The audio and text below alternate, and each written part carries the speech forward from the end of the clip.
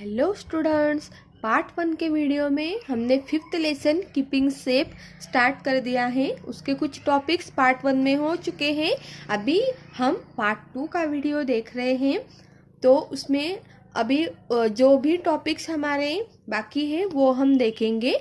जिन बच्चों ने वो पार्ट 1 का वीडियो नहीं देखा है उनके लिए मैंने डिस्क्रिप्शन बॉक्स में लिंक शेयर कर दी है, तो प्लीज़ आप उसको देख लीजिए।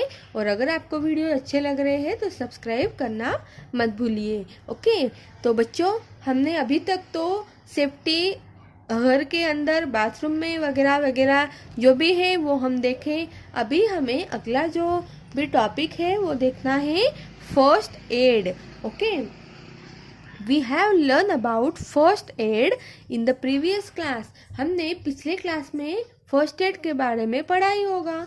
It is the immediate help given to an injured person before the doctor arrives.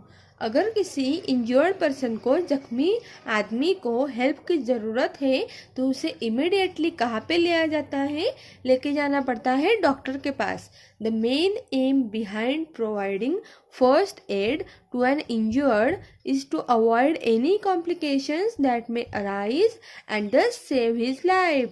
अगर हम डॉक्टर के पास जाने से भी पहले उस जख्मी आदमी को अगर फर्स्ट एड कर दे, फर्स्ट एड आपको पता है उसमें सारी चीज़ें होती हैं, दवाइयाँ होती हैं, डेटॉल वगैरह। अगर हम फर्स्ट एड बॉक्स से वो जख्म जो है उस पर मलहम लगा दें तो हम अच्छी तरह से देखभाल कर सकते हैं। डॉक्टर तक पहुंचने तक उसका खून ज़्यादा नहीं बहेगा। ओके, तो ये हो गया फर्स्ट एड टॉपिक।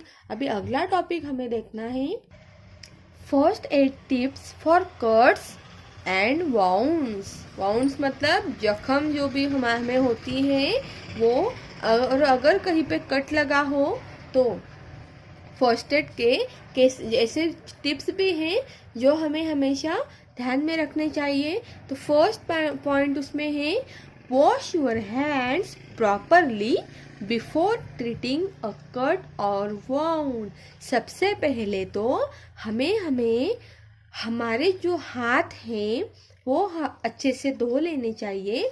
उसके बाद हमें किसी भी कट या फिर कोई जख्म हो उसको ट्रीट करना चाहिए प्रॉपरली। ओके, अगर हम बिना हाथ धोए अगर ऐसे ही हम उस जख्म को हाथ लगाते हैं तो हमारे हाथ पे बैठे कीटाणु भी उसमें चले जाने का डर होता है। अगला पॉइंट हम देखेंगे clean the area with an antiseptic solution. सबसे पहले तो फर्स्ट एड बॉक्स में जो एंटीसेप्टिक सॉल्यूशन दिया हुआ रहता है वो हमें यूज करना है। और जहाँ पे हमें कट लगा है या फिर जख्म हुई है उस एरिया को उस एंटीसेप्टिक सॉल्यूशन से क्लीन करना है, साफ करना है। ओके, अगला पॉइंट हमें दिया है for a minor cut put an adhesive bandage. हमें अगर कोई माइनर कट लगा हो, छोटा सा कट लगा हो, तो एडहेसिव बैंडेज भी वहाँ पे दिए होते हैं, वो हम लगा सकते हैं। For a deeper cut apply an antiseptic cream and then place a cotton swab or gauze on it. अगर हमें कोई डीपर कट मतलब बड़ा सा कुछ तो भी कट लगा हो या फिर जख्म हुई हो तो उस पर हमें एंटीसेप्टिक क्रीम लगानी है। और कॉटन का जो भी ये होता है स्वैब, तो उससे हमें एंटीसेप्टिक क्रीम लगानी है, हाथ से नहीं लगानी है। ओके, और उसे अच्छे से लगा के रख देना है। देन टाई अ बैंडेज और secure it with surgical tape. उसके बाद बैंडेज से हमें उसको टाई करना है, बांध देना है, खुला नहीं छोड़ना है। ओके, इससे वो क्या हो जाता है और भी सिक्योर हो जाता है। अगला पॉइंट हमें दिया है if the person is badly hurt make the person lie down with the wounded part slightly elevated. Wrap some ice cubes in a towel and put it on the wound to stop bleeding. अगर कोई person badly hurt मतलब बहुत ही बुरी तरीके से जख्मी हुआ हो तो सबसे पहले उसको तो हमें नीचे लेटा देना चाहिए, धीरे से अच्छे से संभाल के लेटा देना चाहिए। उसके बाद कुछ आइस क्यूब्स मतलब बर्फ के टुकड़े लेके उसको जख्म पे टॉवेल से लपेट के रख देना चाहिए, जैसे कि बच्चे ने किया है। कुछ आइस के क्यूब्स टॉवेल से उस पे आइस के क्यूब्स लगा के टॉवेल से उसको रख दिया है, ताकि उसकी जो ब्लीडिंग हो रही है, जो भी खून बह रहा है, वो स्टॉप हो जाए, थम जाए। When bleeding stops, apply an antiseptic cream and tie a bandage. जब उसका ब्लीडिंग स्टॉप हो जाए, खून बहना थम जाए, तब उसे एंटीसेप्टिक क्रीम अप्लाई करना है और बैंडेज से उसको बांध देना है। Okay, call for the doctor immediately. और इसमें सबसे ज़रूरी बात ये है कि हमें डॉक्टर को इन्फॉर्म करना चाहिए और डॉक्टर से इमिडिएटली उसको दिखाना चाहिए, ताकि उसको कोई और आगे चलकर प्रॉब्लम ना आए और उसकी जख्म भी जल्दी ठीक हो जाए। ओके, तो ये पॉइंट हमने अच्छे से पढ़ लिया। अभी अगला पॉइंट हम देखेंगे, first aid tips for Burns. अगर आपका हाथ जल जाता है, बर्न मतलब जलना, तो हमें कौन से टिप्स हमेशा ध्यान में रखने चाहिए।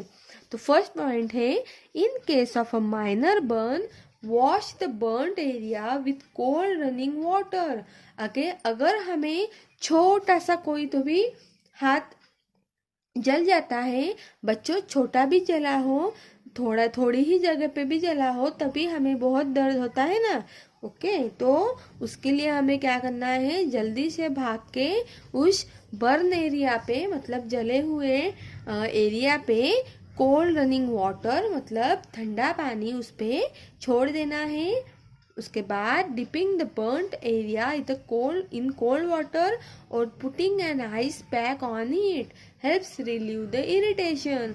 उसके बाद उस बर्न एरिया को हमें ठंडे पानी में पुट कर देना है मतलब रख देना है, और उस पर कुछ बर्फ के टुकड़े लगाए तो हमें जो इरिटेशंस होती हैं, जो भी जलन उससे होती है, उससे क्या मिलेगा, रिलीव मतलब उससे हमें अच्छा लगेगा, आराम मिलेगा। ओके, अगला पॉइंट हमें दिया है, अप्लाई एन एंटीसेप्टिक क्रीम और calamine lotion on a burned area, do not bandage it. अभी इस सिचुएशन में जलने की सिचुएशन में हमें सिर्फ एंटीसेप्टिक क्रीम या फिर कैलामाइन लोशन लगा के छोड़ देना है, हमें उसे बैंडेज नहीं करना है। जैसे हमने ऊपर किया था कि उस जख्म को हमने बैंडेज कर दिया था क्रीम लगा के, एंटीसेप्टिक क्रीम लगा के, वैसे हमें जले हुए एरिया पे एंटीसेप्टिक क्रीम लगा के छोड़ देना है,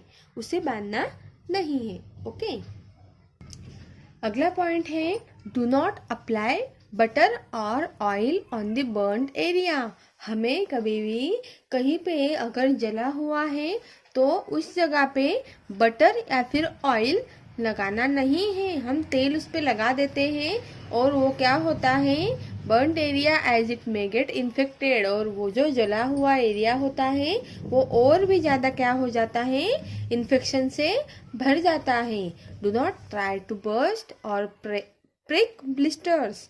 ओके, तो अगला पॉइंट हमें देखना है, take medical help for major burns. हमें मेडिकल हेल्प सबसे ज़रूरी है। मेडिकल हेल्प तो वो हमें अगर ज़्यादा जला हुआ है तो सबसे पहले हमें मेडिकल हेल्प लेनी है। ओके, अगला पॉइंट हमें देखना है, first aid tips for insect bite.